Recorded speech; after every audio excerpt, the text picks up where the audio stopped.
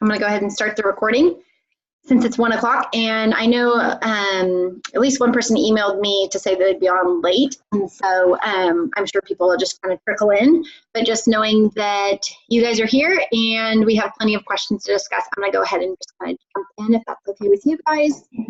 And then hopefully we'll have enough time to go ahead and get to everything. So let me just make sure all my browsers are good to go so I have the questions up. So it's very tempting, especially when there's only 2 of you on right now. I love recaps of your week, but knowing that we have a lot of questions, I'd rather just, invite you guys to share at any point, anything that came up this week or questions that came up, or interrupt me if something doesn't make sense, with it being a smaller group right now. I would love, to dialogue as much as possible, but just in the interest of time and knowing the questions came up, I'll just kind of go ahead and dive in if that's okay with you guys. Kara, I know you had a question that came up last week that we said we would rain check to this week about like grandparents and how to address that. So I definitely want to jump into that, and then I'll just kind of go through the different questions posted in the Facebook group. I'm not going to spend too much time going over the email and the content for this week, knowing that you all have the email to reference. But if you guys have any questions from it, or there was things that like didn't make sense about how Love It, Like It, Learning It fits within the division of responsibility and kind of helps you strategically think through that what to offer, we can chat through that. But seeing that a lot of the questions touch on this, I'm going to just kind of dive in. Does that work for you guys? Okay. So I know there is lots of good questions that we could spend a lot of time talking about. So I just want to go ahead and hop in so we don't run out of time. So Kara, last week, I'm going to just read it as it's listed in the Facebook group, and then you can ask any clarifying questions, or give any clarifying information. But it says, so what happens if a grandma or someone besides the parent say something like, once you eat your healthy food, then you can have a treat? Is there a mantra or saying that you can repeat when comments like this are made? We didn't have time. Oh, and then I commented about how we didn't have time because we talked about that at the end of last week. So this is very, very common. And that's why I wanted to give it a little more time than we were able to last week to talk about is the first thing I try and help parents differentiate is how much are they around this grandparent. If this is like they see them once a year, I would say it's probably not a battle to pick. If this is like they watch your, grandma watches your child, once, hi, Allison. Is it Allie or Allison? Allie, Allison, hi. So we're asking, just to recap real quick, we're talking about a question about what to do when family members or other caretakers share things like, once you eat your healthy food, then you can have a treat. And so what I was saying was that you want to think about how often they're around the parent or around your child, first of all. If it's very infrequent, I wouldn't worry about it. If it's kind of the random aunt that they never see, I wouldn't make a big thing of it there. If your child later comes home or is like, hey, I wasn't allowed to have my pie until I ate the food, how come Aunt Karen said that? Or something like that. If they ask questions, you can say, well, everyone chooses to eat differently and has a different relationship with food, or, you can say something like that, but this is how our family chooses to do things, and we don't think we need to say that. You can address it if they bring it up. For most of our kids, if they're young enough that it just kind of like, it doesn't really faze them because it's a one-off random comment that happens at the random, like I get this question all the time around like Thanksgiving, Christmas, Easter, around a holiday. If this is a grandparent or a family member or a caretaker, like we just interviewed and hired a new nanny for 1 day a week, and even there, like obviously I'm a little like protective of meal times of like, don't bribe my kids and things. But if it's someone who's going to be watching your kids frequently enough that it could make an impression on them, and we see this a ton with kids when they go to preschool, a lot of times preschool teachers, which that's a different situation we can talk about. But within the context of your home, when you have some bit of control or at least reign over the relationship where you can, talk about it with them, I would, as much as you're able, depending on your relationship, kind of share like, hey, this is how we're trying to approach things with Billy. We found that like when we pressure him or bribe him, it actually makes him really into that food and he actually eats worse, which totally surprised us. So, we've been trying this new thing, and oftentimes I tell my clients, including group coaching clients, like say like, hey, we're actually talking to a dietitian right now, and she actually told us to try not doing that. Do you mind helping us when you're here, to not bribe him with that? Because we're seeing it shutting down Billy's eating when we do that. So just kind of like try and have that dialogue with the family member. That said, I know within the context of my own family, it's a lot easier to say that like to my mom. And she's kind of like, oh yeah, I'm bored. Okay. Where like, it's a little touchy of a subject with like my mother-in-law who feeds very differently, eats very differently. to then say that, because she's going to be like, this is crazy. No, they need to eat their food. I'm not giving them a brownie if they don't eat their food. And it's just not going to happen. So you kind of have to read the relationship. You have to read the person. You have to know their relationship with food. And obviously you don't want to bash how they do things or bash their relationship with food or their feeding style or anything like that. But just to kind of share, I always recommend address it the way you would your preference on your child's nap routine. You can share, hey, this is how they normally like to do it before we go down. And we like them to go down by, 1, and normally they sleep around this time. And, if you need to do, there's flexibility, there's a little room for interpretation, but you're kind of giving the overarching, this is how we like to do things. That might mean that they totally don't care and they're going to keep your kid up, and then you come home 2 hours later and your kid never took a nap. Then you're going to want to, have your head explode a little. But if you can kind of delicately address it like that, and then read how receptive they are to it. So read on if, if they ask questions, all the better. If grandma's like, oh, that doesn't really make sense to me, can you explain more? Or you can just say, I know this doesn't really make sense. We were not really on board with it either. This is kind of what we're thinking. Does that help at all? I know it's specific on what type of person this is and their personality and things like that. No, it's my mother-in-law who mostly is that way. And she's very into food and family meals and a big part of their family culture. Mm-hmm. We see her I would say probably 3 times a month. I mean, okay. And when she's here, she's in our home and is oftentimes making all of the food. And I spoke to her, we saw her this weekend, and I spoke to her this weekend, and she was very receptive. I think it's just a big culture shift for her also. Mm-hmm. But what I'm noticing is that my children are very good, as my child screaming for a snack who just ate lunch. Nope, it's not snack time right now. He's testing you right now. He's like, oh, you're on this call. I'm going to really put the pressure on. So they are pretty good self-advocates about well, my mom doesn't say that, or, I don't have to do that. They'll advocate for themselves. But what is my 4-year-old will come home and then say well, is this healthy food? Is this, do I have to eat my healthy food? And she's parroting kind of what her has said. And so that's where I'm it's not really about my mother-in-law. It's more about how do I then handle that situation when my child is repeating what, they heard beyond saying, that's not. And I want to say this came up last week, and I wish I had good enough memory to remember who mentioned it. But last week, I want to say it came up. Someone was saying we've kind of done you can't eat this, or you can't have a treat unless you eat this. And I should look back in the question box, but someone was mentioning we've already kind of done that. So how do we backtrack and then try and change the language? And almost the same way here, I would say just don't make a thing of it. And then if they start phrasing it like that, don't dismiss what they're saying, but be well, all foods have something to offer your body. And just change it to do you want to eat the green food on your plate? Oh, what's your favorite white? Just shift the conversation so we're not talking healthy, unhealthy, good, bad, treat, boring food, however you want to phrase it. And I would say just kind of try and minimize it, because honestly, it shocked me this year when my daughter came home and started saying all this healthy, unhealthy, and I was like, you have a dietitian mom, but you have definitely never heard those. We don't talk like that here.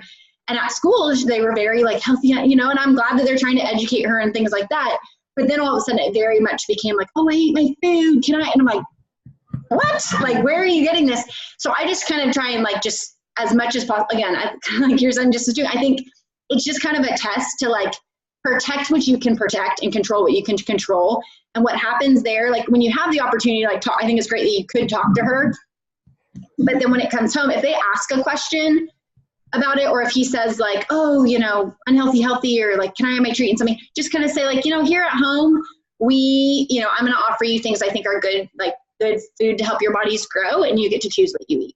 But just kind of have your one-liner that just kind of protects the feeding environment that you have at your house.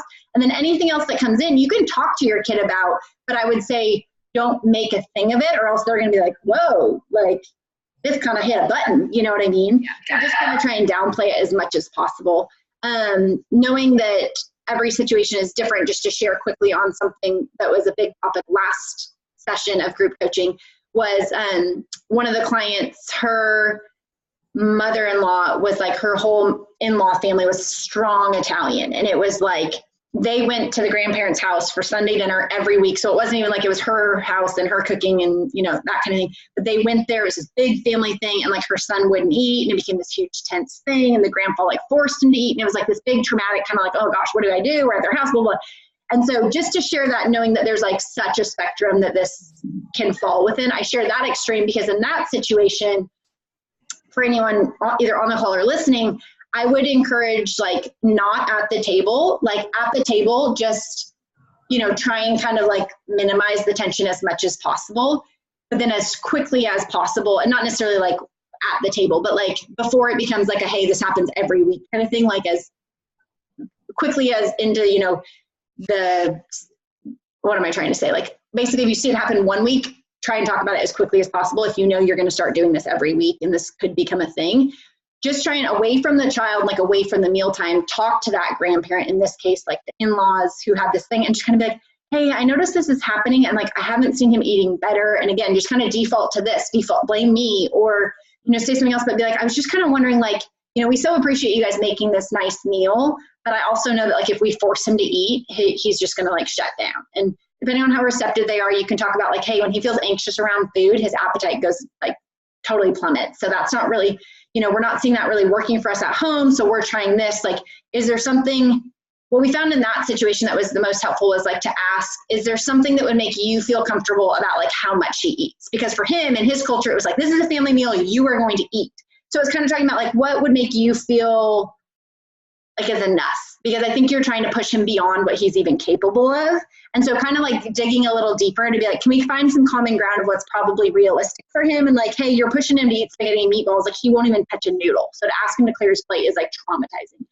So depending on the severity of the situation, sometimes it is helpful to talk to grandparents, whoever it might be, of kind of like, hey, I see you're kind of coming at it from this angle. I was, you know, this is where I know he's coming at this from. We are so happy to be here with you guys on Sunday, but we want like everyone to enjoy the meal. And I feel like this has kind of been messing up the meal a little bit. Do you have any ideas, or like, is there something that you feel like would be, is there something you feel like would make you feel like reassured that he's like, because if he wants like your child to clear their plate and they're never going to clear their plate, then it's just constantly going to be conflict. So you basically have to reset their expectations that he's not going to clear his plate.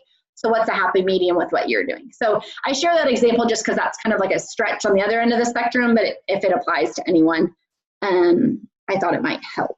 Does anyone else have questions on that? You good? Okay, I'm gonna move on. So Jamie, let's see, sorry, I hadn't scrolled through. Okay, oh, hi everyone. Sorry, I hadn't seen more, everyone had joined. Okay, so Jamie asked, what's the right mix of love it, like it, learning it foods? Should we mix, or should the mix change every day? Some days more learning it, some days more like it, etc., so that over the course of the week, they still get a decent balance of the nutrition they need to grow? Excellent question. And I think that's a great question for this week specifically, because if you saw the email and you saw the homework when you're breaking it into the advanced list. So like you have the basic love it, like it, learning it list, which anyone can just drag and drop and like create some variety for your child with.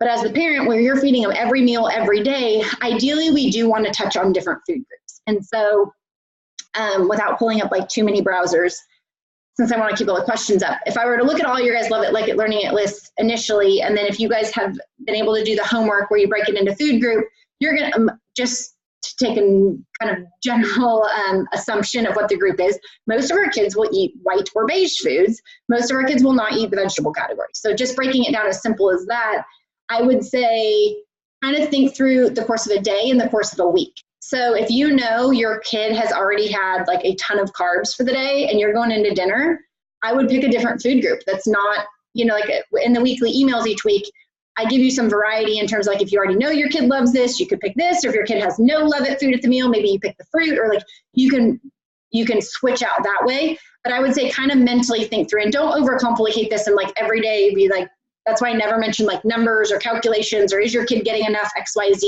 Because in general, if we can get them eating variety, they're going to eat enough from each food group, even if they don't necessarily eat vegetables. But to answer this question, I would say the right mix is to give them ongoing variety and to not like hit the same love it food every day, like it food every day, and learning it food every day. So if you know their love it foods are carbs, I would be trying to like, it's fine for them to get their, you know, general amount of carbs that they need for the day, but you also want to try and push other food groups. So if you've already given them a lot of those Love It foods, I would try and focus more on, okay, at dinner. And again, sometimes you can't plan this, like you might have already planned dinner and you didn't plan a Love It protein or something like that.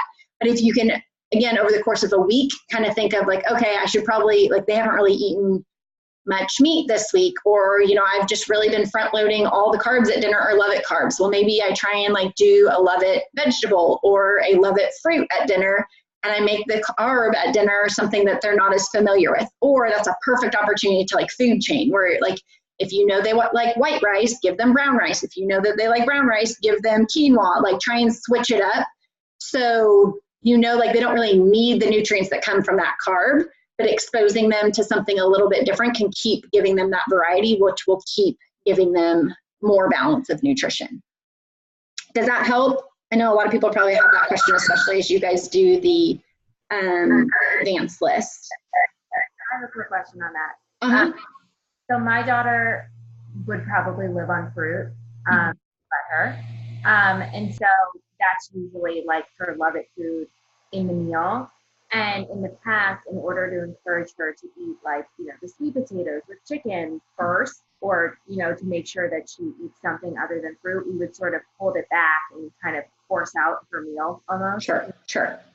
And it's not really something that we would do family style, because, you know, we're not really going to have that either. Right. So I guess do we put everything on her plate, or do we kind of hold things back? Like what's the line between like manipulating it versus not?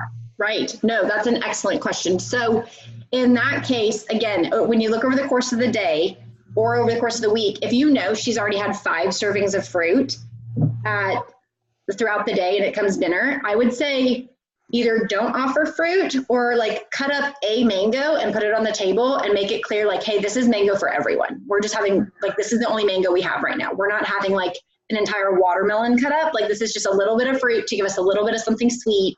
Like, we're not having dessert tonight. Like, this is dessert, you know, or do something like that where it's either a small amount or just completely omit it. If that's the only Love It food at the meal, I would say have it be small, but have it be like, hey, this is the only mango we have right now.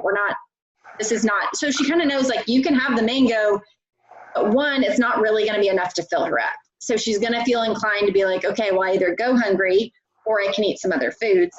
Or if there is something else at the meal that you know might be a preferred food, I would leave off the fruit. Be like, you know, we already ate a lot of fruit today, and I'm not going to go to the store for a few days, or we're not going to eat any, whatever you want to say. I mean, oftentimes I just say, like, we can't eat all the fruit that we have, because my kids are that way. Like, I can go to Costco and they can burn through every bit of like Costco sized fruit in like less than 3 days. I'm like, well, that's great. Now, like, that didn't last very long.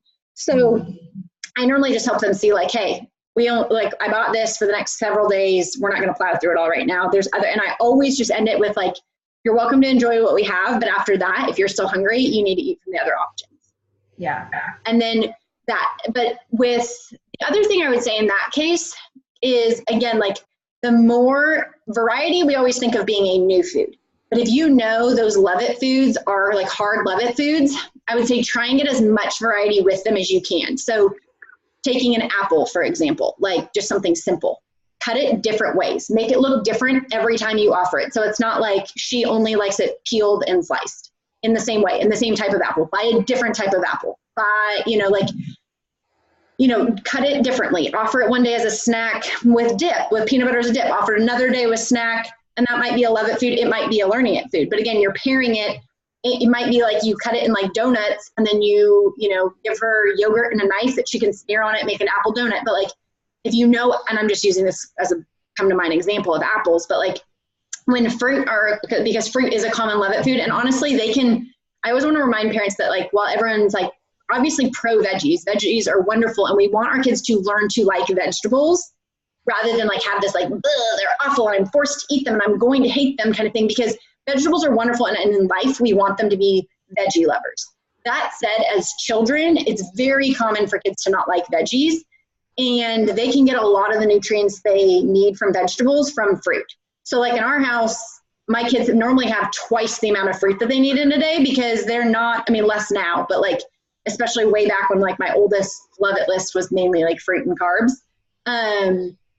they got a lot of, like, I would offer more fruit because I knew they weren't getting the nutrition from the vegetables. And so that's okay too. But again, offer it in as many ways as you can so they don't hit like that, I'll only eat it this way, which was actually a question kind of coming later.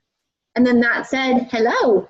And then that said, also, I have some posts coming up on this, but like try and like put it on summer is like, just seems like everyone's more in the kebab season, but like try and pair it with like, if they love apple, put it on a skewer stick with like a like it and a learning it fruit. So it's like, okay, well, you got strawberries, but you only got 3 on a kebab and you have the other ones. Like, this is what we're having. Like, you got 3 strawberries, but you had to touch and interact with others. I'm sorry. Yeah, that's what we did to get her to try.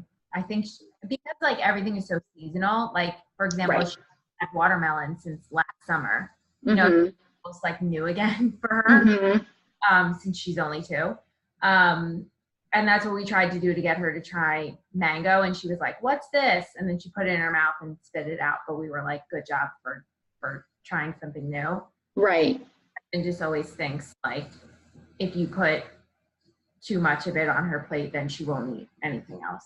And the fact that she's willing, because the seasonality definitely happens where, you know, they like forget what it was or forget what it tastes like. And depending on how apprehensive a child is, it may take them a long time to warm up to that, you know. And I have that with even my oldest, who's very familiar with all these things now, but it's kind of like you get it out of season and a raspberry all of a sudden is like, I don't, you know, I'm still learning raspberries because it was sour. Well, then you give her a sweet one. She's like, okay, I like it, but to get her to try another one after a bad experience. So that can like kind of throw a wrench, but the fact that she was willing to taste it, even if she spit it out, when we look at like the steps to eating and the steps it takes to go from like cannot tolerate it, which came up in the group question too, to like willing to taste it and spit it out, that's awesome. Because that's like as close to eating as you can hope. So that's great if she's already at that point. And obviously I'm sure she's not at that point with every food, but like with mango or a new food, like that's great that that's her temperament towards new foods. Yeah, she was serving macaroni and cheese by mistake at daycare and threw it across the room apparently. So. Oh, that's good. They probably didn't, the other kids probably like went and grazed off the ground for it, but okay, so let's see. I'm going to check again to see everyone on the call. So you can interject if this is your question, but okay. So Megan asks, do we put all food on their plate and allow them to pick what food they want on their plate if it's a family style meal? My 2-year-old gets emotional about food he doesn't want on his plate and throws it on my plate. So, so that's where I would encourage you to go look at this thread on the question or the week 2 post, because it was a good conversation. And Kara, I know you participated, and then Ashley did too. And we had some good conversation about that. So ideally, and next week we are going to talk more about family style, because I know the reality is all of us are probably most used to just pre-plating our kids' food, sitting them down, putting them, you know, like we kind of get in that habit when they're infants. But I think as much as we can do a family style, this is not like an extravagant family style or like family style Thanksgiving meal. This is literally giving your child the main goal of it. And I'll share a link for the post in this coming week's email, but the whole, like it shares all the background on family style meals. So if you kind of want to know like why do dietitians hype this up, the main reason is because before your child has that food on their plate, it gives them some sense of control over what goes on their plate. And so they're that much less defensive sitting down to the meal when they feel like I had some control. I got to have a little bit of power, which we know all of our young kids in that age of, you know, trying to wrestle out autonomy and independence are seeking. We know that they got just a little bit of that fix. So when they sit down to that plate, they feel a little more ownership over it and a little more excitement about like, oh, I put this on here, so it's not as offensive because I chose for it to be on here. That said, when we do the family style meal, they may be like, I'm not putting that food on it. That's going to happen too. But when we look at, so I guess going back, so the family style meal would be the ideal when we can have it. Like obviously, like I don't family style breakfast and like a lot of meals here and stuff, but when you can, great. If you aren't going to put it on the table, like in the dishes that you cooked them in, or, you know, if they're hot or something like that, you can always like put your kid on your hip and just like, you can spoon it so it's not like a hot mess all over the counter, or like all over the kitchen, but you can put your kid on the hip and be like, okay, I'm making your plate. Do you want to come help me? And you can scoop and be like, okay, do you want a big scoop or a little scoop of this? Okay. Do you want the big one, the big broccoli or the little broccoli? Like you can have them on your hip, and it does take a few extra minutes, but like it shouldn't take more than 2 extra minutes, and then like if they throw a fit and they're like, I don't want that on my plate, then kind of going through the thread of this conversation on the post is, then you can introduce some other means of like, okay, we've tried the family style, we tried to give them that ownership and that possession over what was on their plate, and it still backfired. My child's still, offended by whatever's on their plate. Then how do we deal with the meltdown? So whether they're on your hip and they're like, I don't want it on my plate, try and stay as neutral as possible, because speaking for myself, but most parents like automatic reaction is to downplay, like, it is fine. Like, seriously, this is not that big of a deal. But to our kid, it is a big deal. When they have that neophobia, we, as best as we can, we have to just honor, like, if they are that terrified of having it on their plate, there is no way they're going to eat it. So us forcing it on their plate and having, like, building those emotions even more for them is not going to help them learn to like it any faster. If anything, it can normally make them like be disgusted that much more by it. So if we can just acknowledge that anxiety towards the food and realize, like, on the steps to eating, that's where they're at. They can't even tolerate it being on their same plate. So if you're at the table, you can say, okay, fine, can you scoop some of the peas on my plate? Have them interact with it in a different way where they can tolerate it being on your plate, it's not on theirs. Taking it like a step further, if they're willing to have it like within, and I can share a diagram on this. I think, actually, now that I think about it, this is something I added to the group coaching packet. If you haven't looked at the end of the packet yet, go to the end and there's a learn to like it checklist. And you can basically see the whole checklist of like all the steps to eating a kid has to work through. So you'll see like if they can tolerate it in their space versus like they can tolerate it on your plate, they can't tolerate it on your plate. Or excuse me, they can tolerate it, like say my child can tolerate it on my plate, they can't tolerate it on their plate. But then if they can tolerate it within their proximity, you can do a few things. One, again, it helps them tolerate it within their proximity if they get to put it on their plate. If that's not an option, you've already plated their plate, they start freaking out and are like super offended and emotional about it being on their plate. As much as you can, remain calm. Again, this is not a chance to be rational with them because we love these little people, but they are highly irrational, so that's not going to help. So what you can do, and I think, Ashley, you shared this, and I love this, of like how you guys just turn the plate. And it's like, okay, it's too close. Why don't you just turn your plate? Move it a little further away. You're reminding them, like, you don't have to eat it. Well, let's just try and keep it on your plate. We want them to learn it's not going to hurt you. It's okay where it is. And that's why, like, you guys might see, and I see the place for this, but I always kind of hesitate. Like, there's different people in like the feeding realm who will encourage like a learning it plate, which with my Love It Like a Learning It framework, you'd think I'd be all over. My concern with like doing a learning it plate is you introduce it and then you have to unintroduce it. So anytime you like introduce another vehicle to like getting kids more comfortable with it, tolerating it in their proximity, you have to like kind of wean yourself off of it. So I would always say, like, try not to have like a totally separate bowl or something like that. And so that's why, compartment, like I get questions all the time about like compartment plates. Like, do we have to feed our kids on these little compartments? Like, well, it looks cute for pictures. It's totally not necessary. As much as you can get to like a circle plate with no dividers, the better, because then your kids are that much less likely to be like fixated on does my food touch or not. But if you can, and your child still is offended after like turning your plate or offering to, hey, why don't you put those on, like, okay, you don't like the peas on your plate, you want to put them on my plate. But kind of an intermediate step to that would be, give them like a muffin, like a silicone muffin liner, or like something small that can be on their plate. You don't want to do like a huge bowl, because again, that kind of introduces like too big of something, but like create some small divide to say, like, do you want to scoop them into the little muffin tin? Because then it's playful to them. It's not like, okay, I'm still not having to eat this, but I'm going to interact with them. Which again, if you look at that checklist at the end of the group coaching packet, you'll see tolerating it in their space and interacting is actually a step of progress. So if they're willing to, like, they may not tolerate it on their plate, but if they're willing to interact with it, they do that a few times, they're going to warm up to this food that they're learning to like. They're going to warm up to like, okay, well, I scooped it in the bowl and actually it didn't like bite me back. Like, it was actually fine. So maybe next time I do that, I might realize, like, I have so many parents tell me that they'll like, their kid will be like scooping it into, away and getting it away. And then they like see them sneak a bite. Like, they're not going to let their parent know that they snuck a bite, but they're like, oh, they might smell it, and you can ask them, you can say like, oh, those, I'm just on the subject of peas, I guess, but like, like, oh, I see those peas, like roll up your spoon. Why do you think they're like that? Like, are they so rolly? Can you roll it? Like, can you cup your hand? Can you make it roll around like a ball? Like, just make it super playful, but like, if you know that they're like offended and oppositional to the food, I would definitely give it time before saying like, do you want to take a bite of that?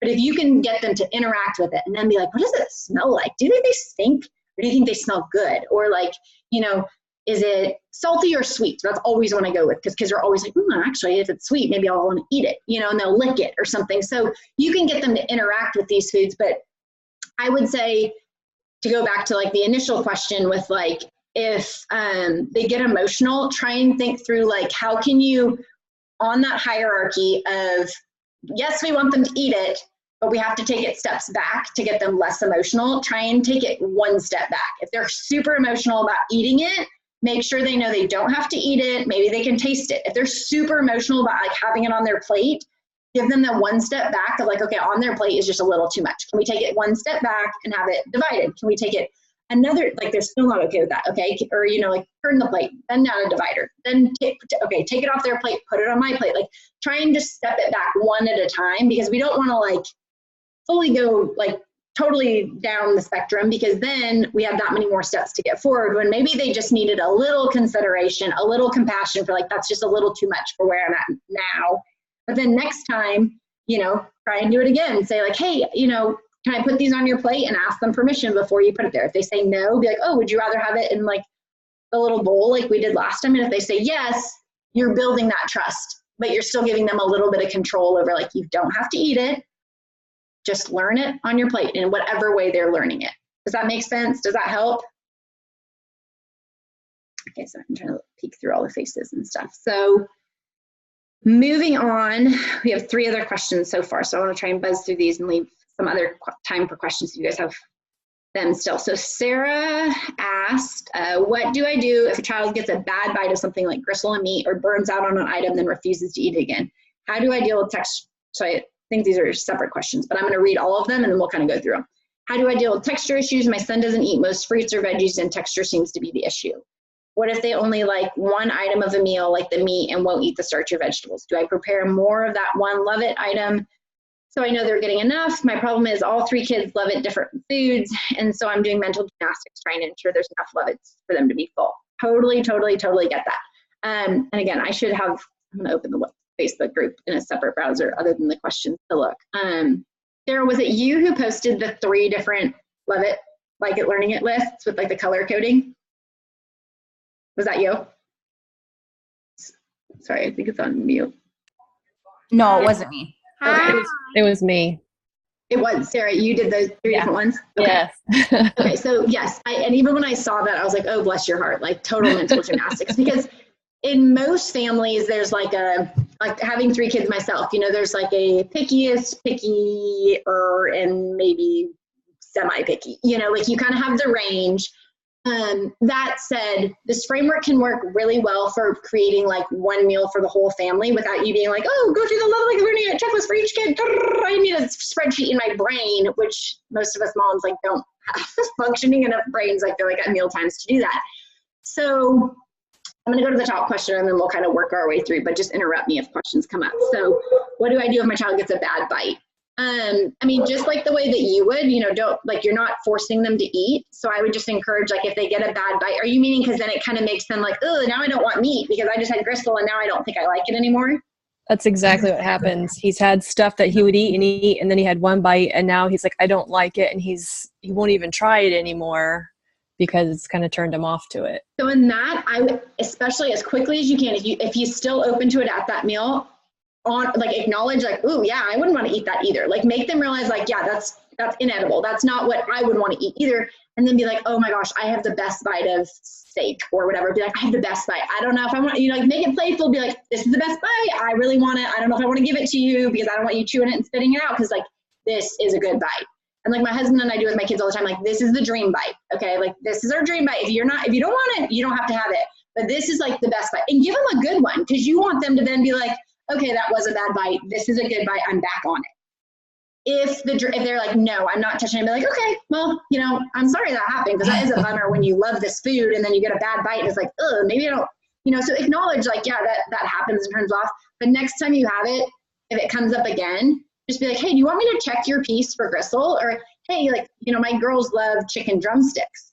Well, God forbid, like the bone is red under the drumstick and there's like, it's a red bone, I can't eat this anymore. Or like, it has a tendon in it. Like, so try and kind of inspect it for things that might automatically shut them down, because it's not appealing. I don't want to eat that either. But, be like, hey, I know that happened last time. Do you want me to just take a peek at it real quick to see? And then maybe when you start them out, be like, okay, once you've inspected it or taken out tendons or gristle or whatever it might be, just be like, oh my gosh, if this was mine, this is the bite I would want first. This is the best bite. And like, just hype it up and make it fun. And then they might be like, maybe they don't want to be like, okay, you don't have to eat it. I'm just saying, like, if this was mine, this would be my favorite bite. And give them, tell them the creme de la creme bite right there. Because we all know, like, some pieces have better ones than others, and try and get them on board with it. And I would think they should come around, because when you look at like extreme picky eating versus like average, most kids might drop a food. And I think this came later. Maybe, but they might drop a food, but ideally we want to get them to add it back as quick as possible. So sometimes it just kind of takes different mental gymnastics of trying to kind of like just sweeten it up a little for them and totally just like, yeah, okay, address it and then move on, if that helps. And same with the texture issue. If your son doesn't like fruits or vegetables and the texture, is there any texture with fruits and vegetables that you see that like he does like does he like it raw but not cooked, or vice versa or something? He eats apples with no skin and bananas, and he would eat peas and corn and green beans, and now he's not really into the veggies. It's literally apples with no skin sometimes and bananas. That's all I can get out of any of those food groups. Although I gave him a carrot with a toothpick, and he licked it like a lollipop yesterday, and I was like, okay. Hallelujah. Yes. He put it in his mouth. He didn't like it, but he put it in his mouth. So with that, again, kind of like I said before, how old's your son? He's 5, going to be 6. Okay, so perfect. Even better. I would say if he likes it, give it to him the way he likes it, but then invite him to do something different to it. Because I can share some links for this, but I have them on my Amazon shop. Like there's like this, it's like $14, and I swear the best $14 like kitchen gadget you can buy, even if you have the world's smallest kitchen. It's like an apple slicer that spiralizes it, and it can take the peel off. Ideally, I say don't, because it does eat like half the apple up when you try and peel it. But like give him something different for a peeled apple, or give him a peeled apple and ask him to grate it. Teach him how to like not shred his fingers, but be like, it's familiar. It is safe. It is as good as they come. He will eat it as is, but ask him like, hey, do you want to grate this up today? I was thinking it would be fun to like see if he'll eat it grated, because then it is a safe food that we have food chained to the texture of. And now, I mean, you're probably not going to like grate his apples for him. Like that doesn't really sound that appealing for in general, but then all of a sudden, like maybe you can be like, hey, I saw these really good apple cinnamon muffins. Do you want to help me? Remember how that we grated those apples at one time? Do you want to help me make apple muffins? And then the apple's in a food now. And so like, same with bananas. Like if my girls ever burn out on banana, like they'll go through jags where they'll be like, I need 5 a day. I'm obsessed with bananas. And then it's like, I cannot touch them. Don't put them near me. Just offer it a different way. So like, I don't know how he eats it now. If he just eats it whole, like, and again, I'm like, love novelty. So like a crinkle cut but I mean, like, honestly, if they don't have a kid safe knife, it is the best, like $10 or less that you can send. The crinkle cutter is literally, I think, $4.99 on Amazon, and it will like get your kid eating more foods than anything. Like, just let them crinkle cut, because these are safe, like bladeless. They're not going to cut or penetrate skin ever. But if you can, give him a banana on a cutting board, the way that is familiar, if he eats it whole, if he knows he likes it that way, give him the crinkle cutter. And now he's willing to see it in a different form. And then maybe someday you slice it, or like maybe you give it to him in the crinkle cut form. Well, then maybe another day you slice it for him. Well, then maybe another day you slice it the other direction for him. Just things like that. Because again, variety is not always in terms of bananas and now we want them liking oranges. Obviously that's the goal. But the more that we can get our kids like comfortable with like, I like, I had someone from the group email me this week saying that like they realized like while their kid doesn't like cherries one way, when they did the list, they realized like, oh, but my kid actually likes cherries several other ways, just not the way I keep in my mind thinking like they don't eat cherries, but then they'll like it other ways. So the more that we can like create breadth and variety in what they'll eat, it will help expanding their overall diet, because then you can go like, hey, remember how fun that was to crinkle cut the banana? Like this, you don't want to crinkle cut this peach for us? Oh, like, and they may not eat it. Like, I'm going to offer cucumber at dinner. Can you crinkle cut the cucumber for us? Because that sounds really fun. If they don't eat it, who cares? Like, they're already comfortable with crinkle cutting something because they did it to a banana, which was safe. So like you can quickly add variety just through like safe little mechanisms like that, if that makes sense. Yeah, I'm excited to try that. So it's some of these gadgets where I'm like, I know everyone doesn't want to like spend their, paycheck on all these things, but the novelty really can help.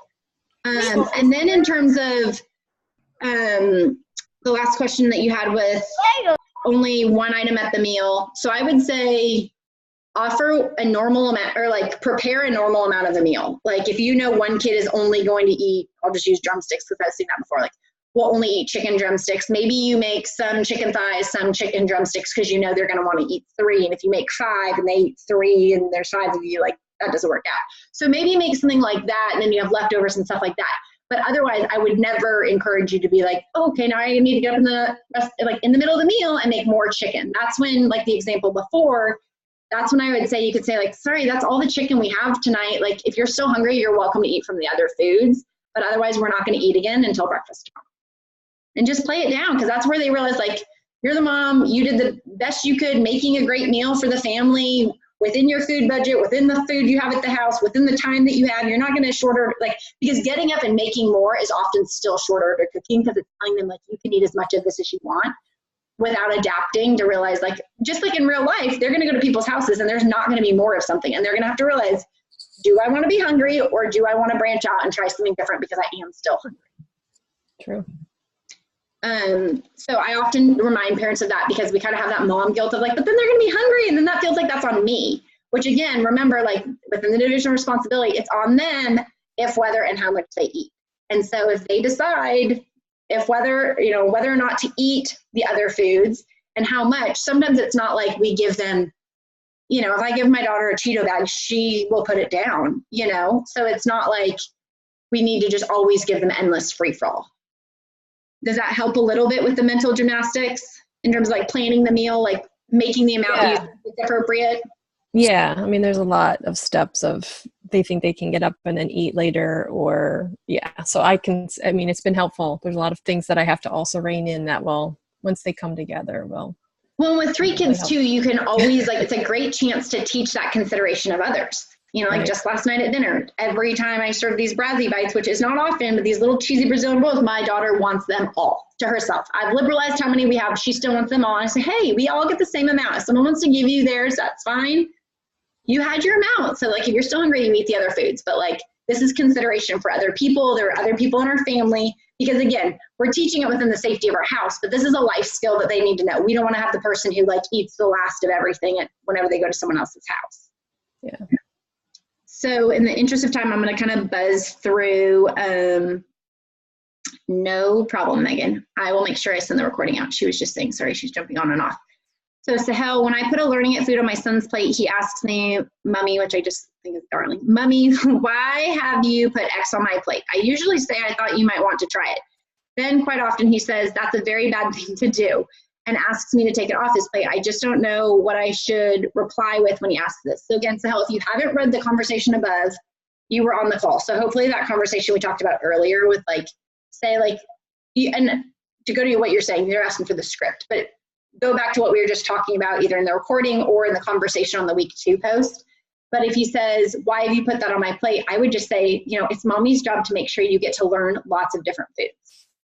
Something like that. And then, because then it's not really if he says that's a very bad thing to do, be like, well, mommy's job, that's mommy's job. If you don't want to eat it, you don't have to. It's not up to him to like impose that judgment. I mean, he's going to say that's bad. And like, I was joking with a girlfriend who was over this morning, how like my daughter like talks like an adult to me, but like in a 3-year-old voice, and like hearing her say these things to me, like trying to keep a straight face. So if you can just kind of like own it, like, yeah, but that's my job. If you don't want to eat it, you don't have to.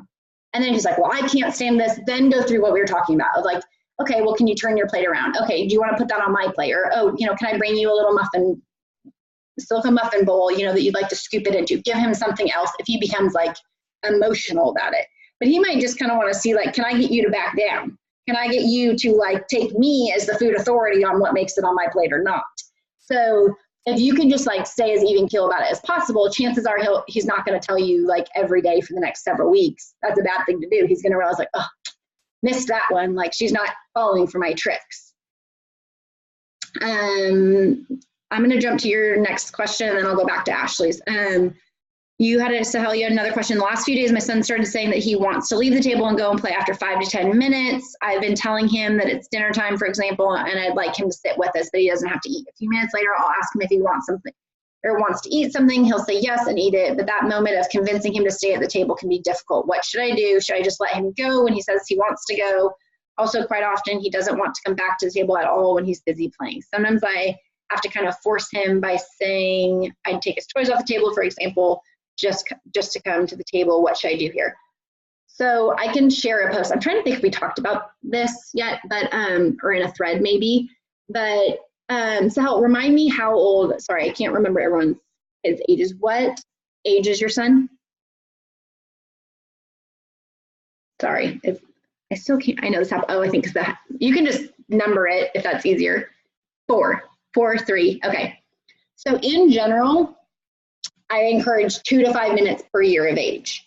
So I would say scale it back. If you're expecting him to sit at the table for 20 minutes, bring back your expectations. And oftentimes, like when you're setting this up, lean for the 2 minutes per year. So if he's 4, I'd say like, hey, you know, like I have a script on my Instagram about this, but if they get up from the table, be like, hey, it's up to you whether you want to eat or not, but family meal is about more than food. So I expect you to sit here until, you know, for at least 8 minutes. Or because you have a 3-year-old, maybe you just set the timer at 5 minutes to start. And then every day increment up until like 15 or 20. I mean, much beyond 15 or 20 is just kind of a lot for any kid.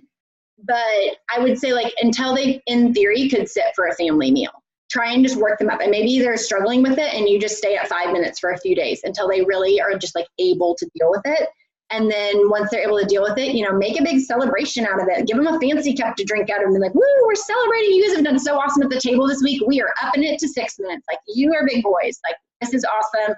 We're going up to 6 minutes.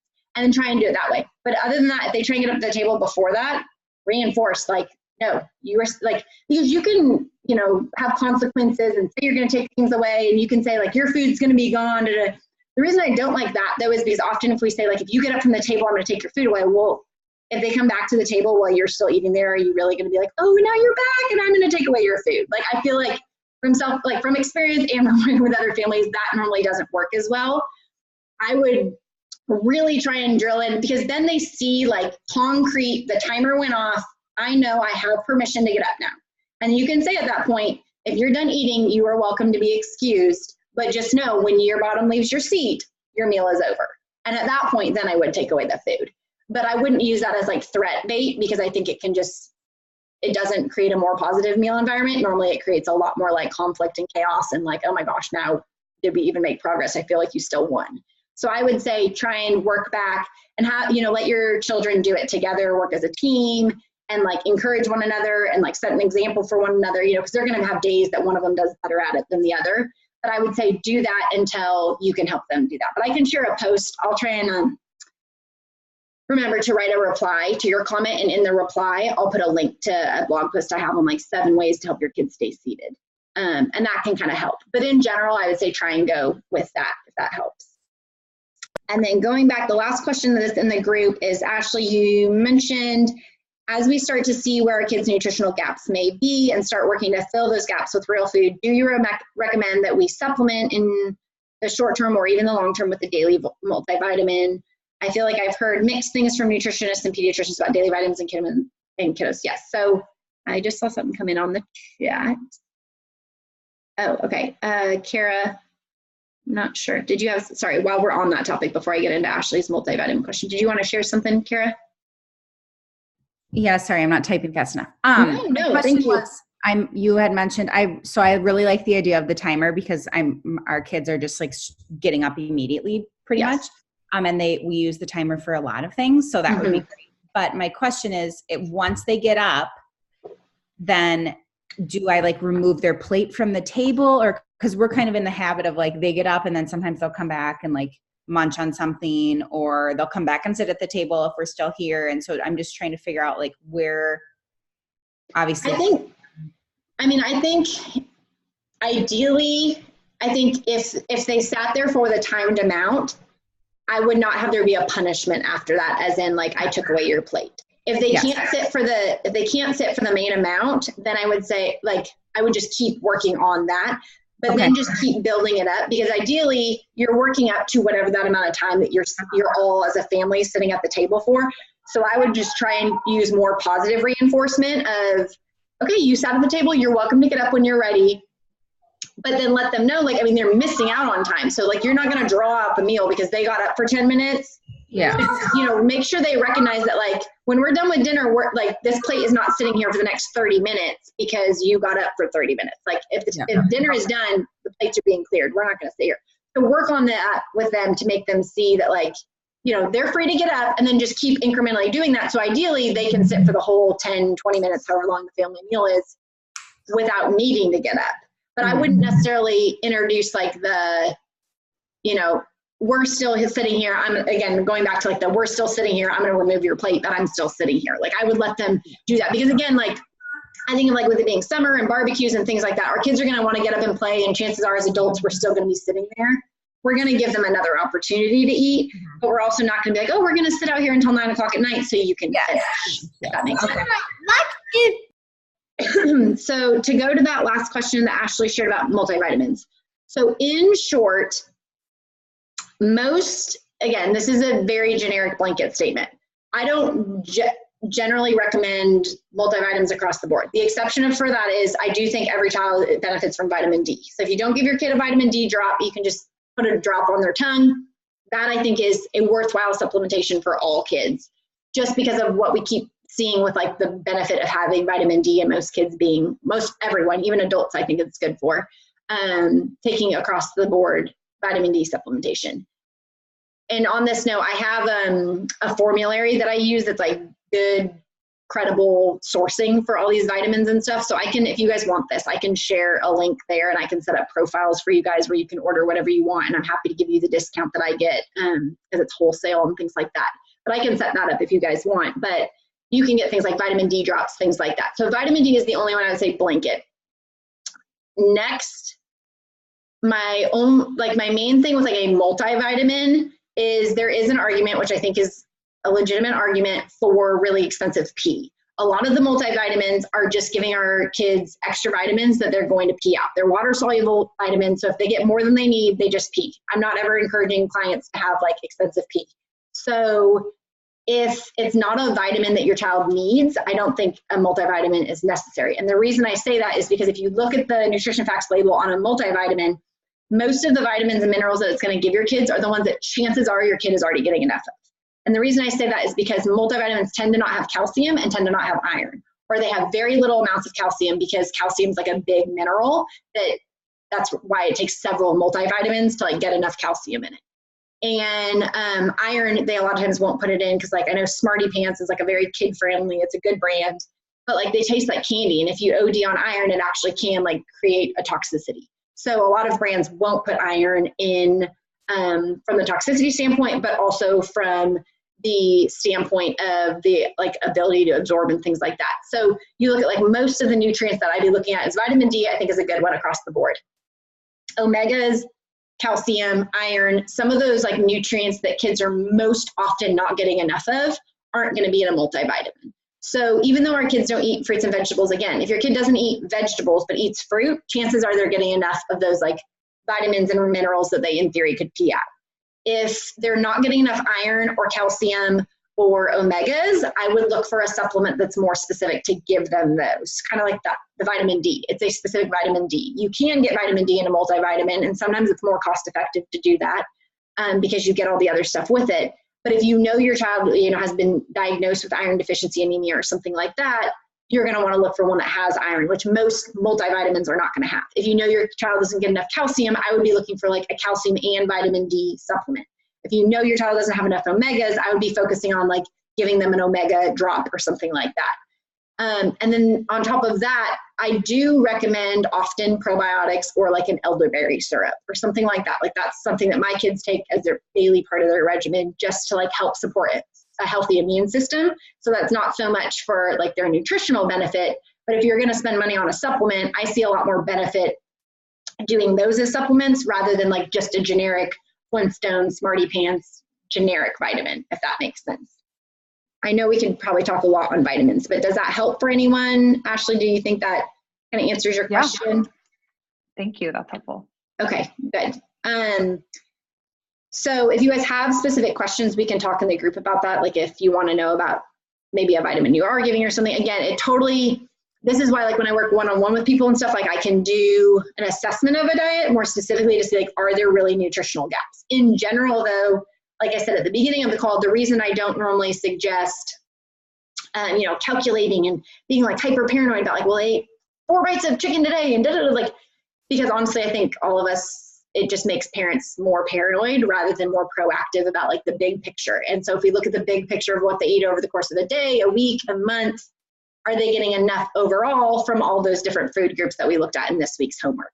So if they are, if they're completely eliminating the dairy food group, you probably do want to consider a calcium or the vitamin D supplementation. If they don't eat any meat, you might, or any like animal-based, or if you're vegetarian or vegan, you might want to look at iron. Maybe they do eat beans and things like that. But if they don't eat beans, if they're eating no sources of iron, when you look at this like Love It Like It Learning It chart and you see like they're learning all iron containing foods, we either have to get smart and like give them fortified Cheerios and raisins and pair with vitamin C and like be strategic there to make sure they're still getting iron.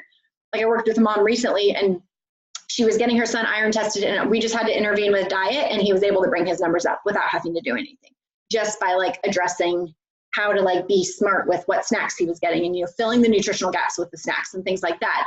But I would say really look at that chart, and if your kid has so many Learning It foods that are kind of like their only source of iron, vitamin D, omegas, calcium, things like that, those major nutrients that we want to really like promote in kids, then I would say, post in the group or email me and we can kind of chat through like if a supplement would make sense for your family. So I know we're already over, so I appreciate all you guys hanging around so we could chat through stuff. Does anyone have any last minute questions before we wrap up? Sorry, Sahel, I think you're talking, but I can't. Sorry.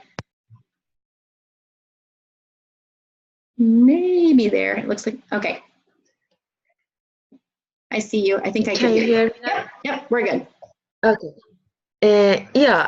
One problem I have with my son is that I put the food on the table, let's say breakfast or lunch that we usually eat as a family, and we all sit, and I tell him, food is ready, can you come please? And he's like, I don't want to come, I'm playing now.